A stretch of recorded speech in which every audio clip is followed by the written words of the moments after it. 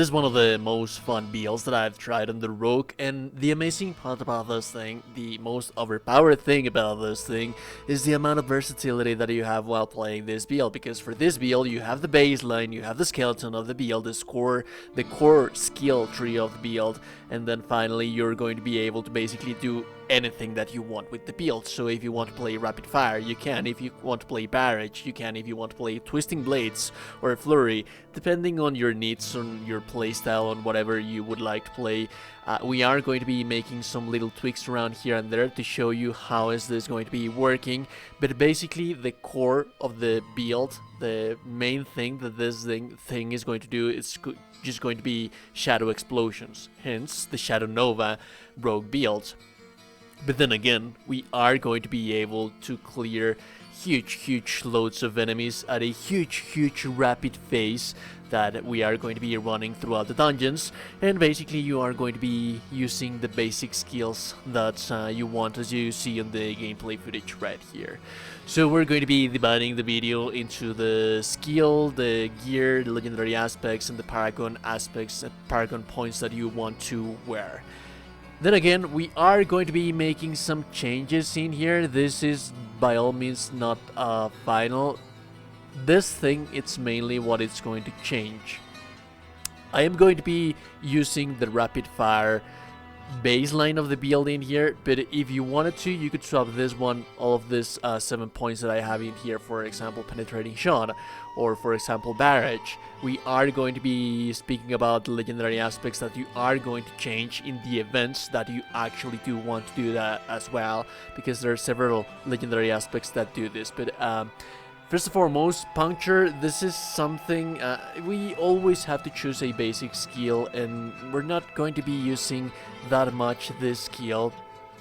For our build, we are mainly going to be using our dash, our shadow imbuements, and whatnot.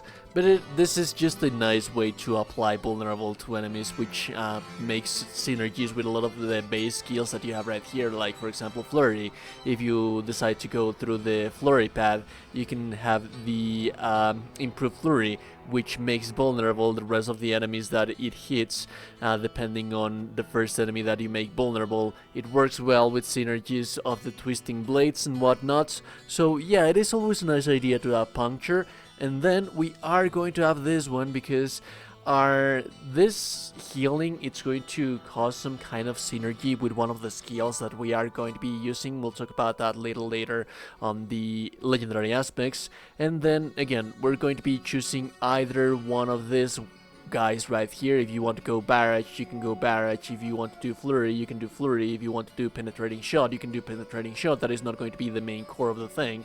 The main core of the thing, and what it is going to be your bread and butter, it's going to be the combination that you're going to have between dash and shadow imbuements. That is going to be a must. That is why we have shadow imbuement maxed out, and we also have the passives from shadow imbuements maxed out as well.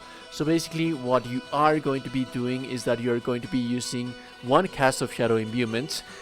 We want to increase the damage of this thing as much as possible, and then we are going to have we're going to dash. We have 2 charges of dash, so basically we are going to dash through the enemies, and we are going to apply shadow imbuement to each and every single one of the enemies that we have around us.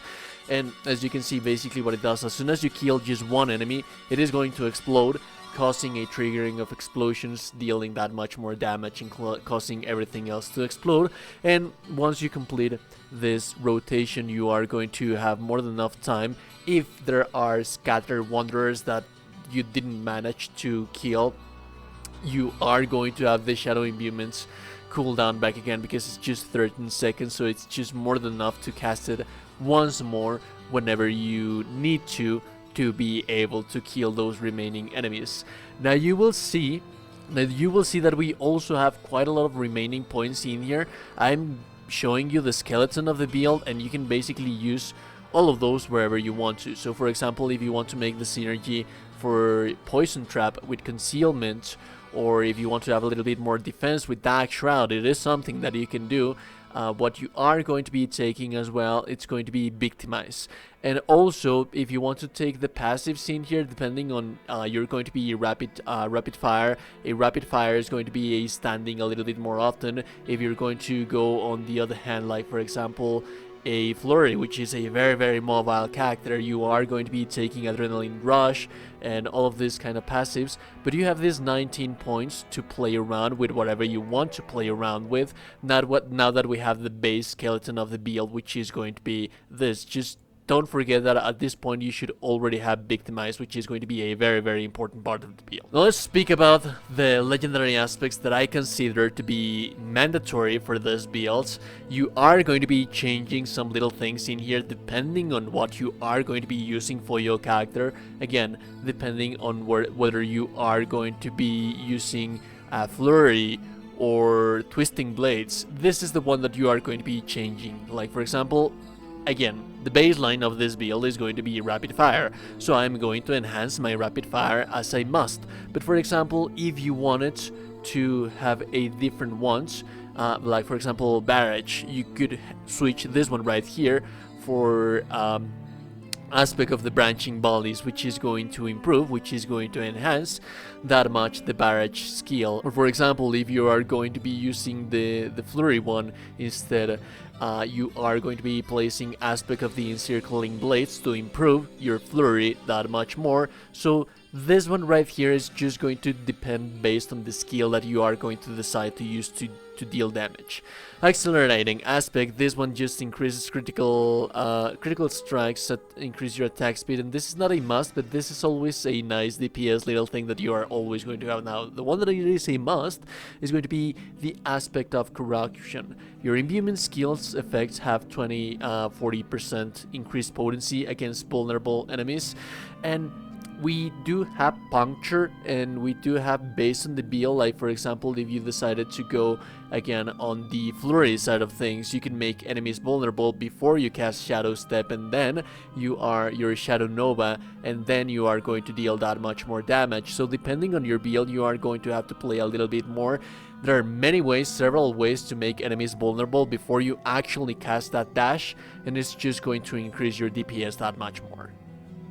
Then we have the aspect of the unstable imbuements, and this thing basically what it's going to do, it's going to cause an explosion of the casting imbuement, meaning that whenever you cast that shadow imbuement, it's going to cause a explosion, which is going to cause just that much DPS damage and whatnot. Also, we have the Starlight aspect, which is going to gain your primary resource for every 25% of your life that you heal. That one is actually going to be working in a synergy with the aspect of the Cruel Sustenance, which explosions from the Victimize passive, they heal you for a set amount of life. So if you're constantly healing, you're also constantly gaining your resource back.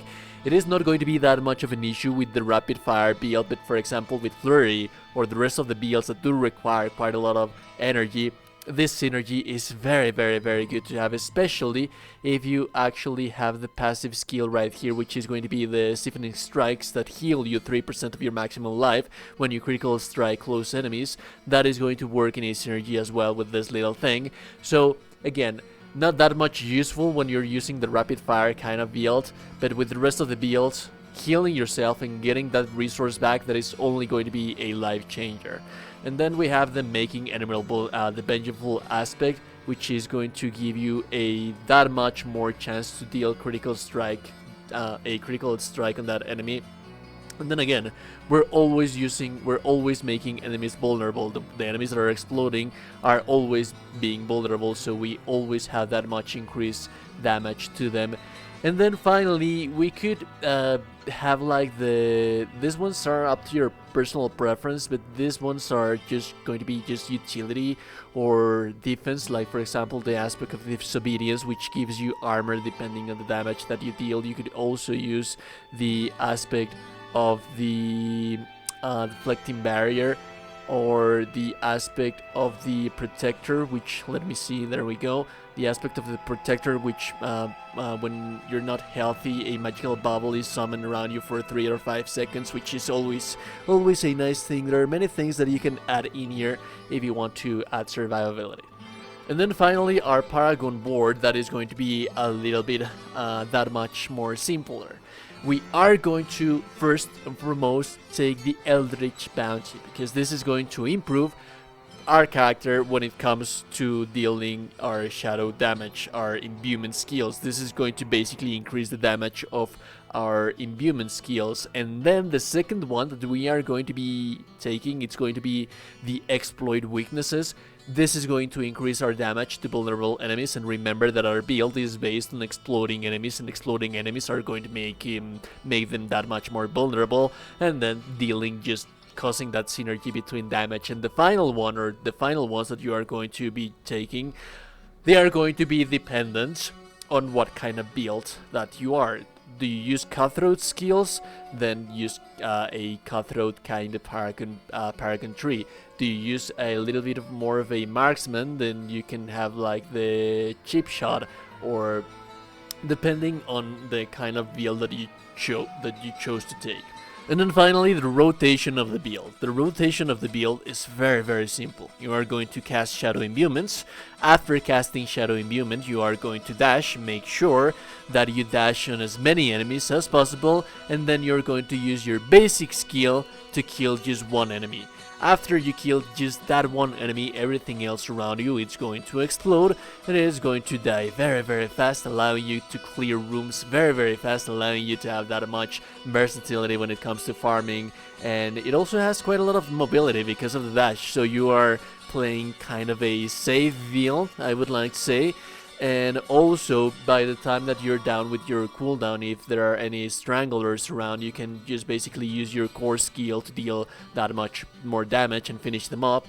Or you could most definitely always use your Shadow Imbuement again, because at this point the cooldown is going to be back again for you to be able to spam that much more Shadow Imbuement. Thankfully enough, they did nerf the Imbuments, but that happened a long time ago, and I have been running this thing. I haven't had any issues, so I think that the timing for the cooldown is just perfect.